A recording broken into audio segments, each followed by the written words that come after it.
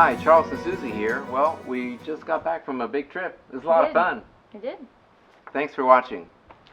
Well, we don't do travel vlogs, but briefly tell them some of the places we went to. Oh, we went to Colorado National Monument, we went to Capitol Reef, we went to Rocky Mountain National Park, our favorite. We went to Arches, and we went horseback riding. We went to Royal Gorge. Yeah. And so that's not what this video is about. We're just going to kind of summarize our longest trip ever, over 4,100 miles, a lot of driving. And I will later, in a few weeks, post a few short videos about the locations, but we're not really travel vloggers. But let's just talk briefly, and then I'm going to show a few new tweaks that I'm adding. How did the van do? It did well. We had too much stuff. As always. Because you might need this. Right. You might need that. And many of you can relate, because it's that last 30 minutes. It's that last 15 Start minutes. shoving things in. Oh, we might need this. And our problem was, and we're not whining, but we knew we were going to be in weather from 100 to possibly upper 30s. True. That was a big issue, and so we tried to cover all that. Hot weather clothes don't take up much room, but then started stuffing in gloves and hats and winter coats. Yeah, right. Which we needed. Well, actually. Which I needed. Yeah, she needed especially. So we have no secrets of van life. We know it's a small space. We were in it a little over 3 weeks, and that was probably enough, wasn't it? Yeah. Would you want to live in this? We missed our family. We missed our family. We missed our home. And so that's why we have zero interest. Nothing against you full-time van lifers, but no way on earth would I want to live in this. But we like it for the trips. And it is cramped. It's not recreating a home, but we're not in there hours a day. No. So we go out and do stuff. Yeah, go out and do stuff. And so we used a variety of places, national parks, a couple of harvest hosts, boondockers, and most of the time we had shore power. At national parks we didn't, but we were okay with all of our batteries. So all of that worked well, and we just found we needed to solve the issue of overcrowding, and so I'll show you a couple of the solutions. But I mean, overall it was a great trip. Yeah. It's our first really long one, and we really like traveling like this. We can park anywhere.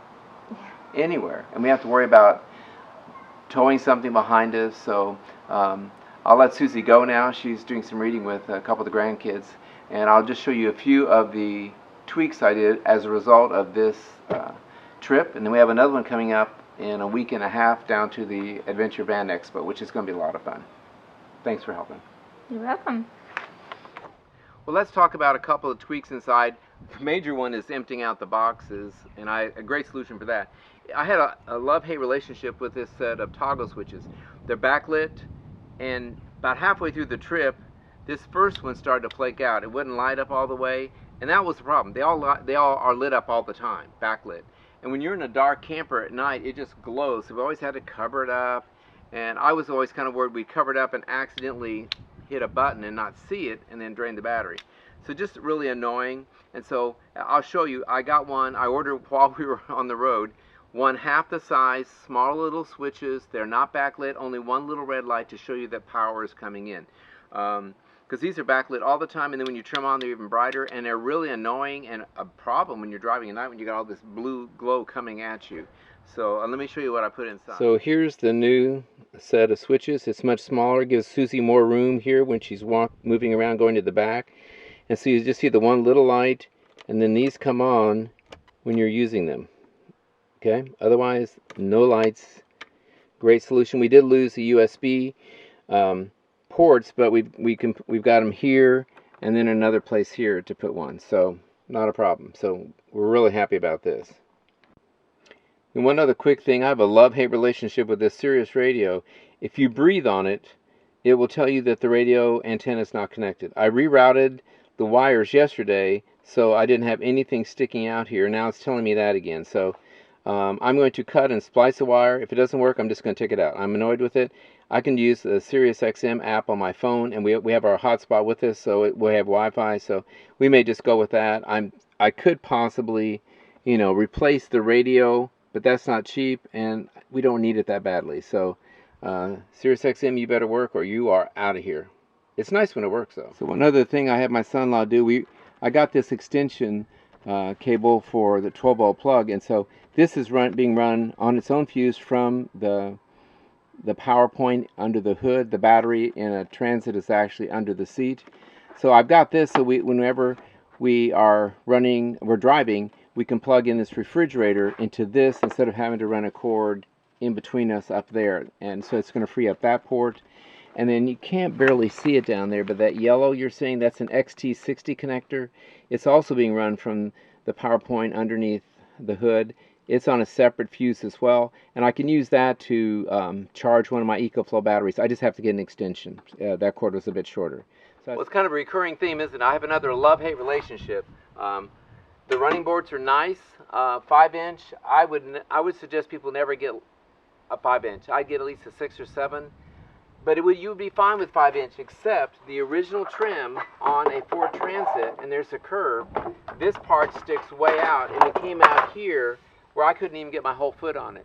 So I did some looking around, and I asked questions, and I found out that if you order a Transit with running boards, the original Ford running boards, instead of this trim piece where this sticks way out, it's cut out. And so I thought, because I was about ready to replace this, because at it was a Boondockers Welcome site in Colorado, a couple came in, looked at our camper. When they stepped out, it was at nighttime, they both about fell and broke their necks. It was not good. And I was constantly having to tiptoe. We put a stool here anyway, but I found out that I could get this. I went to our local Ford dealer, and I thought, like 3 weeks or 2 months, and they said, oh, we can have it tomorrow. So I'll post below the exact number, at least for, I think it's a 2015 through 2019, I think, but you have to double check. But I went to a body shop, and a guy, and I'll pop pictures up here, he took a tool and just popped it. This went off, and just nothing really tricky about it, and then this went snap, snap, snap right back in. So now I can get my foot on here, and it's so much safer. So now I love this, and I can stop hating on that. Well, you saw the tweaks below. We are really excited about this one. This is a Roam Adventure storage box. They make all different sizes. Most of them are tall, and I didn't want that up here, but I found out they had a 83 liter and a 95 liter. 95 liter is 11 inches tall. This one is 8 inches, so it's a lower profile, and it actually is going to work out great. I was even considering getting 2 of them, one on each side, but this is going to hold everything, because as I mentioned probably before, we have things down below, tools and other things that we'll rarely, hopefully never use, and so it completely freed up one box and most of another, and that's a big difference downstairs. So we're excited about this. I contacted the company and I said, hey, are you going to be at the Adventure Van Expo in Chattanooga? And they said no, because I asked them, a lot of times if they're there, they'll have, expo pricing. And I said, well, if you don't have expo pricing, could I get a discount? I didn't ask them to be a corporate partner, and they gave me 20% off. And so these are not cheap. I didn't mention the piece down, the trim piece down there is $175. That's what it is, but it solved a huge safety issue down there. So this is around $360. And they have a lid organizer, I'll show you in a second, that fits in that screws in with button head bolts into the lid, great with pockets and storage. And so this is military grade, waterproof. It's got this heavy gasket all the way around, dust proof. It's really heavy duty. You can stand on it. And the cool thing is this frame that I built with 80/20 holds it perfectly above the vent. And the vent is pulling air from underneath anyway, so it doesn't really affect that. It's not that high profile. It may affect our gas mileage this much. I do not stress over losing a mile or 2 a gallon. I really doubt it will, but if it does, I can afford the gas. So we're not on the road all the time, so it's not a big deal. And I did want to mention, when we were on the trip, a couple cool things happened. One is when we were at Royal Gorge, we did a breakfast train, which you'll see, a lot of fun. And then we went to the park, which is outside of town, where the big Royal Gorge 1,200 plus foot drop. And we took a gondola across. You can walk across the bridge. And then Susie convinced me to take the zip line. So it's not the kind you hang on, it's the kind you sit in and go across. But nonetheless, you're still 1,200 feet above. I could sort of glance down, so you'll be seeing that. That was fun. But when we were leaving Royal Gorge, we looked, and there was a note left on our windshield. Got it, and it was someone who had been following our van build.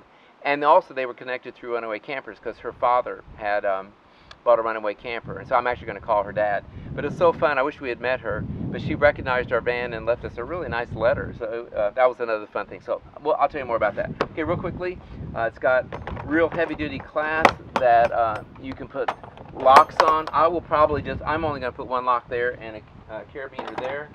It's got gas struts, holds it up. Here's that organizer with all the zip pockets. Some are Velcro. So I spread out the tools across there. We got our moonshade in here, hiking poles, air pressure gauge, jump starter. Here's the tow strap, which takes up a lot of space, and the thing that slides in the hitch that you hook this up to. Tools, this stuff. We carry always one small propane tank. So it's really, really awesome. And like I said, I saved about $100 with that 20% off, because this is about $100. But it's really cool how it bolts in there and holds so much stuff, and you just don't want to, overdo it. So this weighs about 25 pounds.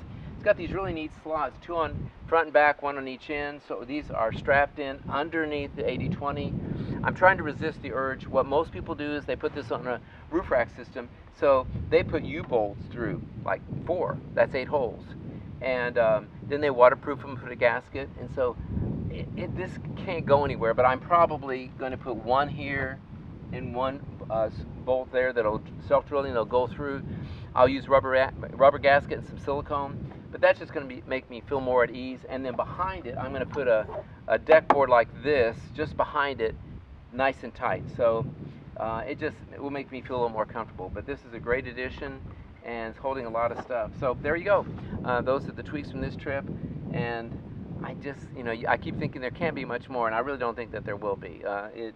It's a thing of beauty down there, and it was just so comfortable driving, being able to stop anywhere, park anywhere, not worry about a tow thing behind us. So anyway, there you go. I'll get to our little so-called travel vlogs later, but right now we got other things to get ready. So there's a little update. Transit's working great. Thanks for watching.